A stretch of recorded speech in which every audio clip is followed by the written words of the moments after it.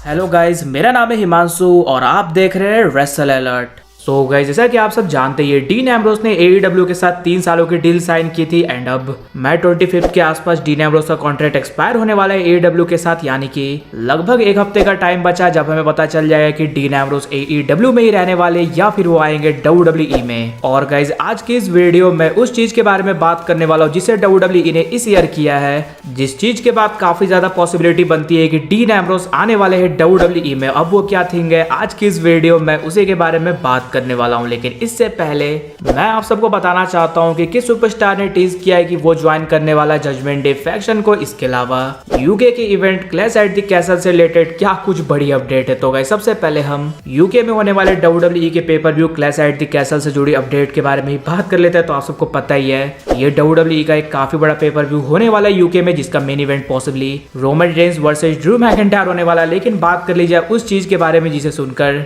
आप सब डेफिनेटली से काफी ज्यादा शौक में रहने वाले हो। तो गाइस, ये है इसकी टिकट प्राइस। देन आप सबको पता ही है WWE की जो मिनिमम टिकट प्राइस रहती है वो काफी ज्यादा लो रहती है, यानी कि 10,000 के नीचे वो आ जाती है। लेकिन यूके का गाइस जो WWE का पेपर व्यू होने वाला है क्लैश एट द कैसल, उसकी मिनिमम टिकट प्राइस है 67,000 रुपीज, यानी कि जो भी टिकट होगी इसके ऊपर ही रहने वाली, इससे नीचे नहीं होगी। यानी कि 2-3 लाख की भी एक टिकट बिकने वाली इस इवेंट की। अब आप सब यही सोच रहे हो WWE ने आखिर ऐसा किया क्यों। देन गाइस, इस स्टेडियम की कैपेसिटी है 75,000 और लगभग 1,20,000 लोगों ने पहले से प्री रजिस्टर कर रख लिया, यानी कि WWE को पता चल गया है इस इवेंट की काफी ज्यादा डिमांड है, इसलिए उन्होंने अपने टिकट प्राइस को कर दिया है काफी ज्यादा अप। एंड आप सब सोच सकते हो, अगर 1 लाख के आसपास भी एवरेज लगाया जाए टिकट का प्राइस, तो 75,000 लोग आने वाले इस इवेंट को देखने के लिए, तो WWE को कितना ज्यादा फायदा होने वाला है। बट हम सब यही होप करेंगे भाई, लोग जब इतने पैसे देकर आ रहे हैं इस इवेंट को देखने के लिए, देन WWE एक काफी बड़ा शो दे हमें। एंड यस, समर स्लैम से भी ज्यादा अटेंशन WWE का क्लैश एट द कैसल पर है अभी। वैसे आपका क्या कुछ रिएक्शन है इस टिकट प्राइस को देखकर, वो जरूर से नीचे कमेंट कर बताना। इसके बाद नेक्स्ट बात कर ली जाए उस सुपरस्टार के बारे में जिसने हिंट किया है कि वो ज्वाइन करने वाले हैं जजमेंट डे को। जैसा कि अब जजमेंट डे पर काफी लोगों का फोकस आ रहा है, इसमें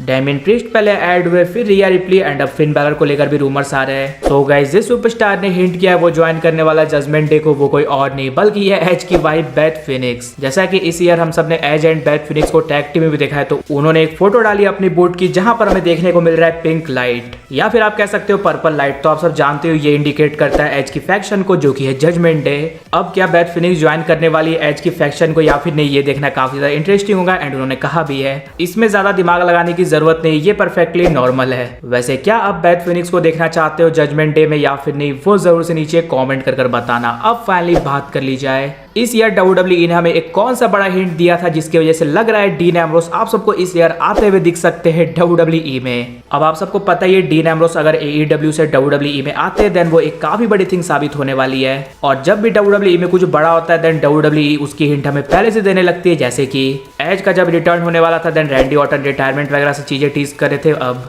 डीन एम्ब्रोस के रिटर्न से रिलेटेड तो नॉर्मली चीजें टीज होते रहती है, जैसे कि सेथ रॉलिंस ने रेसलमेनिया के बाद ये कहा था कि डीन एम्ब्रोस कभी भी आ सकते हैं WWE में। डीन एम्ब्रोस ने रिसेंटली एक बुक भी लिखी थी जहां पर उन्होंने Roman Reigns and Seth Rollins के बारे में बातें भी की थी। इसके अलावा रोमन रेंस ने भी कई बार मॉक्सली के बारे में अपने इंटरव्यू में की है बातें। लेकिन गाइस, ये सब तो बाहर की हिंट है, बट WWE ने खुद हमें इस साल के स्टोरी लाइन में एक काफी बड़ा हिंट दिया था डीन एम्ब्रोस के रिटर्न से रिलेटेड। वो कुछ और नहीं, वो है Roman Reigns and Seth Rollins की फ्यूड। जैसा कि आप सब जानते हो, ये फ्यूड WWE ने अचानक से करा दिया और इस फ्यूड को करवाने का अभी तक लॉजिक समझ में नहीं आया, क्योंकि रोमन रेंस ने ना तो क्लियरली सेथ रॉलिंस को हराया, ना ही सेथ रॉलिंस ने रोमन रेंस को हराया, ना तो इनकी फ्यूड कंटिन्यू हुई। बट हाँ, एक चीज जो WWE ने यहाँ पर कर दिया है वो है डीन एम्ब्रोस को रिमाइंड कराना। आप सबको पता ही होगा, काफी ज्यादा यहाँ पर डीन एम्ब्रोस की क्लिप वगैरह दिखाई जा रही थी। यहाँ पर मॉक्सवर्थ को भी मेंशन किया था पैट मैकेफे ने, और हम सब एक्सपेक्ट कर रहे थे क्या पता डीन एम्ब्रोस हमें रॉयल रंबल में देखने को मिल जाए। एंड चांसेस उस समय थोड़े कम लग रहे थे क्योंकि डीन एम्ब्रोस कॉन्ट्रैक्ट में थे AEW के साथ। लेकिन अब जब उनका कॉन्ट्रैक्ट खत्म होने वाला है तो जरूर से ये चीज हमें पॉसिबल होते हुए दिख सकती है। और क्या पता जनवरी में WWE ने हमें ये हिंट इसलिए दिया हो क्योंकि उन्हें पता चल चुका हो इस ईयर डीन एम्ब्रोस आने वाले उनकी कंपनी में वापस।